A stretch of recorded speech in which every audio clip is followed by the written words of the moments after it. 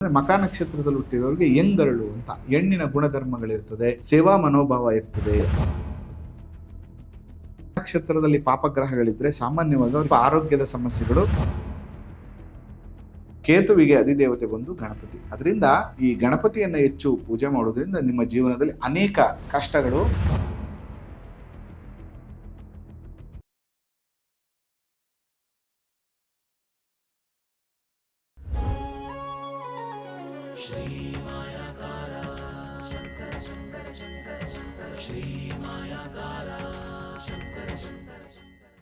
ಶ್ರೀ ಗುರುಭ್ಯೋ ನಮಃ. ಮಾಯಕಾರ ಪ್ರಭುವೇ ನಮಃ.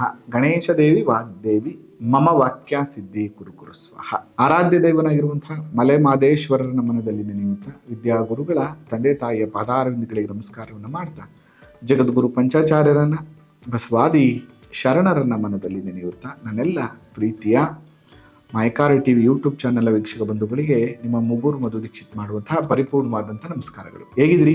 ಚೆನ್ನಾಗಿದ್ರಿ ಅಂತ ನಾನು ಕೂಡ ಭಾವಿಸ್ತೇನೆ.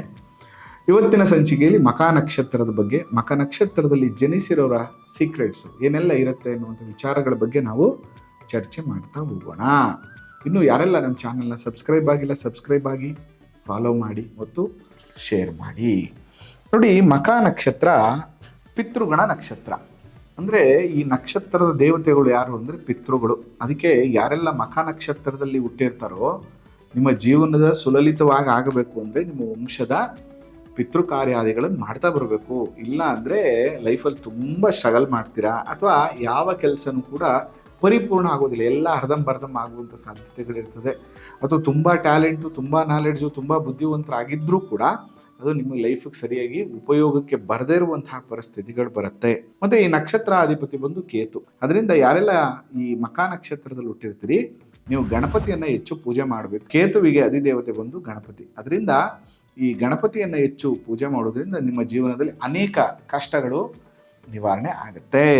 ಇನ್ನು ಮಾ ಮಿ ಮೂ ಅಕ್ಷರದಲ್ಲಿ ಯಾರೆಲ್ಲ ಅಕ್ಷರವನ್ನು ಇಟ್ಕೊಂಡಿರ್ತೀರಿ ಅಥವಾ ಹೆಸರನ್ನ ಇಟ್ಕೊಂಡಿರ್ತೀರಿ ಅವ್ರಿಗೆ ಮಖ ನಕ್ಷತ್ರ ಬರ್ತದೆ.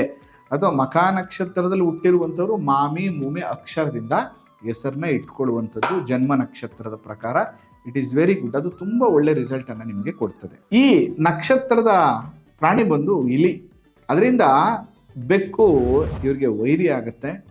ಅದರಿಂದ ಈ ಮದುವೆ ಆಗುವಂಥ ಸಂದರ್ಭದಲ್ಲಿ ಬೆಕ್ಕಿಗೆ ಸಂಬಂಧಪಟ್ಟಂತಹ ನಕ್ಷತ್ರದವ್ರು ಯಾರಿರ್ತಾರೋ ಅಂಥವ್ರನ್ನ ಮದುವೆ ಮಾಡಿಕೊಂಡ್ರೆ ಲೈಫು ಹ್ಯಾಪಿಯಾಗಿರೋದಿಲ್ಲ. ಯಾರು ಬೆಕ್ಕಿನ ನಕ್ಷತ್ರಗಳು? ಮುಂದಿನ ಸಂಚಿಕೆಗಳಲ್ಲಿ ಸಾಲಾವಳಿ ಅನ್ನುವಂಥ ವಿಚಾರಗಳ ಸಂಚಿಕೆಯನ್ನು ಮಾಡುವಾಗ ಅದ್ರ ಬಗ್ಗೆ ಸಂಪೂರ್ಣ ಮಾಹಿತಿಯನ್ನು ನಾನು ನಿಮಗೆ ತಿಳಿಸ್ತೇನೆ. ಮತ್ತು ಗಣ ಬಂದು ರಾಕ್ಷಸ ಗಣ ಬರ್ತದೆ. ಅದರಿಂದ ರಾಕ್ಷಸ ಗಣದವರು ರಾಕ್ಷಸ ಗಣದವ್ರನ್ನ ಮದುವೆ ಮಾಡ್ಕೋಬೇಕು. ಪ್ಲಸ್ ಅಥವಾ ರಾಕ್ಷಸ ಗಣ ಇರುವಂಥವ್ರು ದೇವಗಣ ಇರುವಂಥವ್ರು ಮದುವೆ ಮಾಡ್ಕೋಬೇಕು. ರಾಕ್ಷಸ ಗಣ ಇರುವಂಥವ್ರು ಮನುಷ್ಯ ಗಣವನ್ನು ಮದುವೆ ಮಾಡಿಕೊಂಡ್ರೆ ಲೈಫ್ ಚೆನ್ನಾಗಿರೋದಿಲ್ಲ, ಡಾಮಿನೇಷನ್ಸ್ ಇರುತ್ತೆ ಮತ್ತು ಡಿಸ್ಟರ್ಬೆನ್ಸ್ ಅಂತೂ ಇರ್ತದೆ. ರಾಕ್ಷಸ ಗುಣ ಅಂತಂದರೆ ಕೆಟ್ಟವರು ಅಂತಲ್ಲ, ತುಂಬ ಅಗ್ರೆಷನ್ಸ್ ಇರುತ್ತೆ, ಕೋಪ ಮುಂಗೋಪಾದಿಗಳಿರ್ತದೆ, ಬೇಗ ಡಿಸಿಷನನ್ನು ತಗೊಳ್ಳುವಂಥವ್ರಾಗಿರ್ತಾರೆ ಅನ್ನುವಂಥ ಅರ್ಥ. ಇನ್ನು ಪಾದರಜ್ಜುವಲ್ಲಿ ಜನನಾಗಿರುವಂಥದ್ದು ಅಂತ್ಯನಾಡಿ.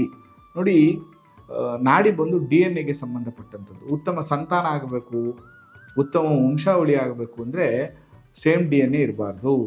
ಇದನ್ನು ನಾವು ಸೋದರ ಮಾವನ ಮದುವೆ ಮಾಡ್ಕೋಬೇಡಿ, ಸೋದರ ಮಾವನ ರಿಲೇಷನ್ ಮದುವೆ ಮಾಡ್ಕೋಬೇಡಿ, ರಕ್ತ ಸಂಬಂಧದಲ್ಲಿ ಮದುವೆ ಮಾಡ್ಕೋಬೇಡಿ ಅಂತ ಇದನ್ನೇ ಹೇಳ್ತಾ ಇದ್ದಿದ್ದು. ಅಂದರೆ ಒಂದೇ ನಾಡಿಗಳು ಬಂದರೆ ಸಂತಾನ ಮತ್ತು ಮಕ್ಕಳ ವಂಶಾಭಿವೃದ್ಧಿ ಚೆನ್ನಾಗಾಗೋದಿಲ್ಲ. ಅದಕ್ಕೆ ನಾಡಿಗಳು ಬೇರೆ ಬೇರೆ ಇರಬೇಕು. ಅದರಿಂದ ನಿಮ್ಮದು ಅಂತ್ಯನಾಡಿಯಾಗಿರೋದ್ರಿಂದ ನೀವು ಅಂತ್ಯನಾಡಿಯವ್ರನ್ನೇ ಮದುವೆ ಮಾಡಿಕೊಡುವಂಥದ್ದಿಲ್ಲ.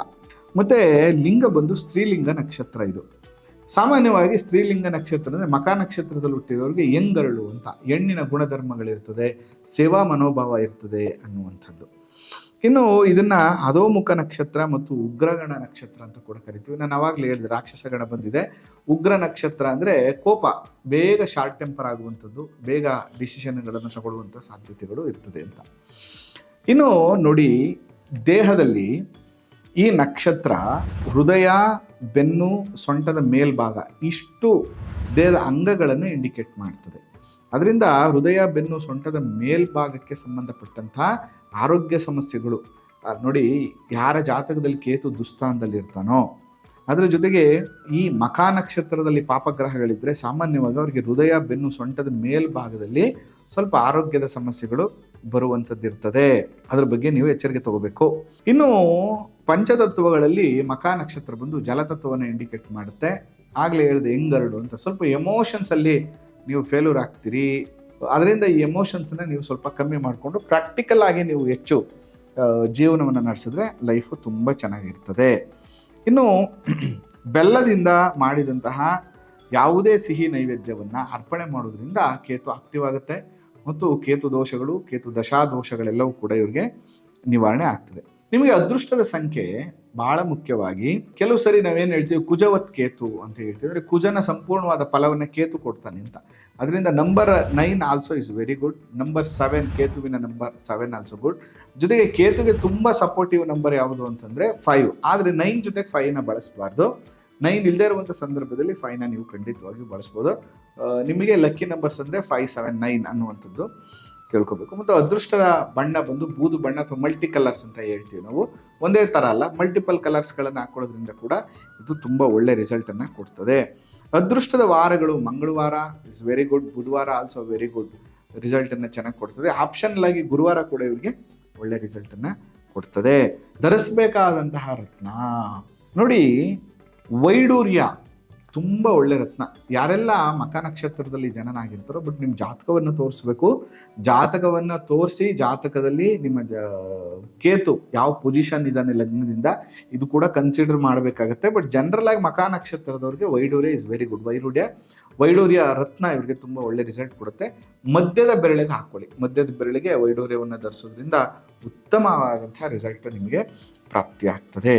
ಇನ್ನು ಈ ಮಖಾ ನಕ್ಷತ್ರದಲ್ಲಿ ಹುಡ್ತವ್ರಿಗೆ ಏನಂತಂದರೆ ಮಾತಾಪಿತೃಗಳ ಮೇಲೆ ಸ್ವಲ್ಪ ಪ್ರೀತಿ ಇರ್ತದೆ.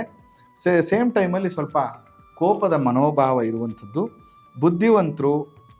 ಕೆಲವು ಸರಿ ಏನಾಗುತ್ತೆ, ಇವರ ಬುದ್ಧಿವಂತಿಕೆ ಅಥವಾ ಇವರ ಲೀಡರ್ಶಿಪ್ ಕ್ವಾಲಿಟಿ, ಇವರ ಟ್ಯಾಲೆಂಟೇ ಇವರಿಗೆ ಶತ್ರು ಆಗುವಂಥ ಸಾಧ್ಯತೆ ಇರ್ತದೆ. ಇಂಥ ಶತ್ರುಗಳಾಗ್ಬಿಡ್ತಾರೆ. ಇನ್ನು 1ನೇ ಪಾದದಲ್ಲಿ ಹುಟ್ಟಿದವರು ಸ್ವಲ್ಪ ಕೋಪಿಷ್ಠರು, ಸ್ವಲ್ಪ ಮುಂಗೋಪ, ಶಾರ್ಟ್ ಟೆಂಪರ್ಸ್ ಇರ್ತಾರೆ. ಅದನ್ನು ನೀವು ಸರಿ ಮಾಡ್ಕೋಬೇಕಾಗ್ತದೆ. ಮತ್ತು ಚಂಚಲ ಮನೋಭಾವ ಇರುವಂಥವ್ರು ಅಂತ. ಅದನ್ನು ಸ್ವಲ್ಪ ನೀವು ಕಾನ್ಸಂಟ್ರೇಷನ್ ಜಾಸ್ತಿ ಮಾಡಿಕೊಂಡು ಕೋಪ ಕಮ್ಮಿ ಮಾಡಿಕೊಂಡ್ರೆ it's very best life lead ಮಾಡ್ತೀರಿ. ಹೃದಯತಃ ಒಳ್ಳೆಯವರಾಗಿದ್ದರೂ ಕೂಡ ಆ ಕೋಪ ನಿಮ್ಮನ್ನು ಕೆಟ್ಟವರನ್ನಾಗಿ ಮಾಡ್ತದೆ. ಇನ್ನು 2ನೇ ಪಾದದಲ್ಲಿ ಹುಟ್ಟಿರುವಂಥವ್ರು ಧರ್ಮಾಧಿಕಾರಿಗಳನ್ನು ಮಾಡುವಂಥವ್ರು, ಸರ್ಕಾರದ ಕೆಲಸವನ್ನು ತೆಗೆದುಕೊಳ್ಳುವಂತಹ ಸಾಧ್ಯತೆಗಳು ಕೂಡ ಅವ್ರಿಗಿರ್ತದೆ. ಶ್ರೀಮಂತರಾಗುವ ಉತ್ತಮ ಸ್ಥಿತಿಗತಿಯನ್ನು ಅನುಭವಿಸುವಂತಹ ಯೋಗ ಕೂಡ ಈ 2ನೇ ಪಾದದಲ್ಲಿ ಹುಟ್ಟಿರುವಂಥವ್ರಿಗೆ ಇರ್ತದೆ. 3ನೇ ಪಾದದಲ್ಲಿ ಜನನಾಗಿರುವಂಥವ್ರು ಒಳ್ಳೆಯ ವಿದ್ಯಾವಂತರು, ಬುದ್ಧಿವಂತರು, ನಾಲೆಡ್ಜಬಲ್ ಮತ್ತು ಅನೇಕ ವಿದ್ಯೆಯನ್ನು ಕಲಿಯುವಂತಹ ಯೋಗ ಇರುವಂಥವ್ರು. 4ನೇ ಪಾದದಲ್ಲಿ ಹುಟ್ಟಿರುವಂಥವ್ರು ಯಾವುದೇ ಒಂದು ಕೆಲಸವನ್ನು ದಕ್ಷತೆಯಿಂದ ಮಾಡುವಂಥ ಯೋಗ, ಧರ್ಮ ಕಾರ್ಯಗಳನ್ನು ಮಾಡುವಂಥದ್ದು, ಬುದ್ಧಿಶಾಲಿ, ಜೊತೆಗೆ ತುಂಬ ಒಳ್ಳೆಯ ಸಹೃದಯವಂತರು, ಎಮೋಷನಲ್ಗೆ ಬೇಗ ಒಳಗಾಗುವಂಥವ್ರು, ಎಮೋಷನಲ್ ಅಟ್ಯಾಚ್ಮೆಂಟನ್ನು ಇಟ್ಕೊಳ್ಳುವಂಥ ವ್ಯಕ್ತಿತ್ವದವರು ಇವರು ಆಗಿರ್ತಾರೆ. ನೋಡಿ, ಸಾಮಾನ್ಯವಾಗಿ ಈ ಮಖಾ ನಕ್ಷತ್ರದಲ್ಲಿ ಜನನಾಗಿರುವಂಥವ್ರಿಗೆ ಹುಟ್ಟಿದ 18ನೇ ದಿನದಲ್ಲಿ ಸ್ವಲ್ಪ ಆರೋಗ್ಯದ ಸಮಸ್ಯೆಗಳು ಬರ್ತದೆ. 3ನೇ ವಯಸ್ಸಲ್ಲಿ ಅಜೀರ್ಣ ಅಂದರೆ ಊಟ ಸರಿಯಾಗಿ ಜೀರ್ಣ ಆಗದಿರುವಂಥ ಸಮಸ್ಯೆಗಳನ್ನು ಇವರು ಸ್ವಲ್ಪ ಅನುಭವಿಸುವಂಥ ಸಾಧ್ಯತೆಗಳಿರ್ತದೆ. 5 ಮತ್ತು 7ನೇ ವಯಸ್ಸಲ್ಲಿ ಇವರಿಗೆ ಶೀತ ಮತ್ತು ವಾತ ರೋಗಗಳಿಂದ ಪೀಡೆ. 12ನೇ ವಯಸ್ಸಲ್ಲಿ ಸ್ವಲ್ಪ ನೀರಿನ ಗಂಡಾಂತರ ಇರ್ತದೆ ಮಗುವಿಗೆ. 16ನೇ ವಯಸ್ಸಲ್ಲಿ ಸರೀಸೃಪಾದಿಗಳಿಂದ ಅಥವಾ ವಾಹನದಿಂದ ಸ್ವಲ್ಪ ತೊಂದರೆ, ಫುಡ್ ಪಾಯ್ಸನ್ ಆಗುವಂಥ ಸಾಧ್ಯತೆ ಇರ್ತದೆ. 33ನೇ ವಯಸ್ಸಲ್ಲಿ ಒಂದು ಸಣ್ಣ ಕಂಟಕಗಳು, ಅನಾರೋಗ್ಯ. ಮತ್ತು 60ನೇ ವಯಸ್ಸಲ್ಲಿ ಸ್ವಲ್ಪ ವಿಷ ಪ್ರಯೋಗ, ಅನಾರೋಗ್ಯವನ್ನು ಅನುಭವಿಸುವಂಥದ್ದು. 88ನೇ ವಯಸ್ಸಲ್ಲಿ ಕೂಡ ಇವರಿಗೆ ಜ್ವರ, ಹಾಸ್ಪಿಟಲೈಸ್ ಆಗುವಂಥ ಸಾಧ್ಯತೆಗಳಿರ್ತದೆ. ಆಹಾರದ ವ್ಯತ್ಯಾಸಗಳಿಂದ ತೊಂದರೆ. 87 ಪರಮ ಆಯುಷು. ಅಂದರೆ ಸಾಮಾನ್ಯವಾಗಿ ಮಖಾ ನಕ್ಷತ್ರದಲ್ಲಿ ಹುಟ್ಟಿರುವಂಥವ್ರಿಗೆ ಪೂರ್ಣ ಆಯಸ್ಸು ಬಂದು 87 ವರ್ಷಗಳನ್ನು ಅವರು ನಮಗೆ ತಿಳಿಸಿರುವಂಥದ್ದು. ಇದಿಷ್ಟು ಕೂಡ ಮಖಾ ನಕ್ಷತ್ರದಲ್ಲಿ ಜನನಾಗಿರುವಂಥವ್ರಿಗೆ ಶುಭ ಮತ್ತು ಅಶುಭ ಫಲಗಳು ಮತ್ತು ಸೀಕ್ರೆಟ್ಸ್ ಅಂತ ಹೇಳ್ಬೋದು. ನೋಡಿ, ಅನೇಕ ವಿಷಯಗಳು. ನೋಡಿ, ಮಖಾ ನಕ್ಷತ್ರದ ಬಗ್ಗೆ ನಾವು ಮಾತಾಡ್ತಾ ಹೋಗ್ಬಿಟ್ರೆ ಎಷ್ಟು ಮಾತಾಡ್ಬೋದು ಅಂತಂದರೆ ತುಂಬ ಮಾತಾಡ್ಬೋದು. ಅದರಿಂದ ವ್ಯಾಧಿಗಳು ಕೂಡ ನೋಡಿ, ಯಾರೆಲ್ಲ ಮಖಾ ನಕ್ಷತ್ರದಲ್ಲಿ ಹುಟ್ಟಿರ್ತಾರೆ ಅವ್ರಿಗೆ ಕಣ್ಣಿನ ಸಂಬಂಧ ದೋಷಗಳು ಬರುವಂಥ ಸಾಧ್ಯತೆಗಳಿರ್ತದೆ.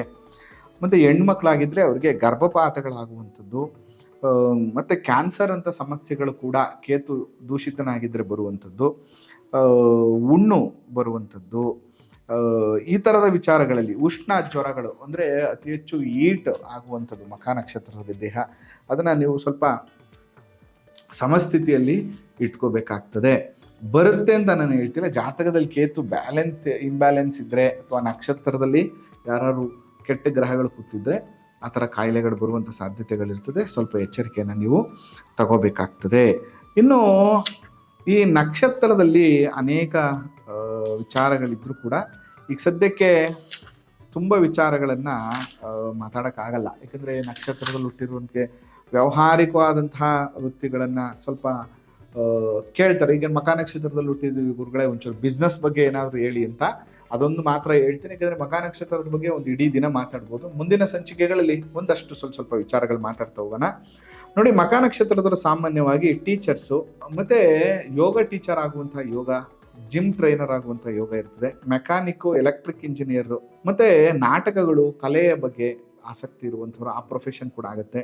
ಪೊಲೀಸ್ ಡಿಪಾರ್ಟ್ಮೆಂಟು, ಶಾಸ್ತ್ರಜ್ಞರು, ಜ್ಯೋತಿಷ್ಯ, ವಾಸ್ತು ತಜ್ಞರಾಗ ಅಕಲ್ಟ್ ಸೈನ್ಸನ್ನು ಚೆನ್ನಾಗಿ ಅಭ್ಯಾಸ ಮಾಡ್ಬೋದು. ಟೀಚರ್ ಪ್ರೊಫೆಷನ್ ತುಂಬ ಚೆನ್ನಾಗಾಗುತ್ತೆ. ಇದಿಷ್ಟು ಕೂಡ ಮಖ ನಕ್ಷತ್ರದಲ್ಲಿ ಜನನ ಆಗಿರುವಂಥವರ ಸೀಕ್ರೆಟ್ಸ್ಗಳು. ಇನ್ನು ತುಂಬ ವಿಚಾರಗಳ ಬಗ್ಗೆ ಮಾತಾಡೋಣ ಮುಂದಿನ ಸಂಚಿಕೆಯಲ್ಲಿ. ಪುಬ್ಬ ನಕ್ಷತ್ರದಲ್ಲಿ ಹುಟ್ಟಿರುವಂಥವ್ರ ಬಗ್ಗೆ ಮಾತಾಡೋಣ ಅಂತ ಹೇಳ್ತಾ ಈ ಸಂಚಿಕೆಯನ್ನು ಮುಗಿಸ್ತಾ ಇದ್ದಾನೆ. ಆ ಮಲೆಮಹದೇಶ್ವರ ಅನುಗ್ರಹ ಸದಾ ನಿಮ್ಮ ಮೇಲಿರಲಿ. ಯಾವುದೇ ಜ್ಯೋತಿಷ್ಯ, ವಾಸ್ತು ಕಲಿಬೇಕು ಮತ್ತು ಕನ್ಸಲ್ಟೇಷನ್ ಮಾಡಬೇಕು ಅಂದರೆ ಭೇಟಿ ಮಾಡಿ. ನಮಸ್ಕಾರ.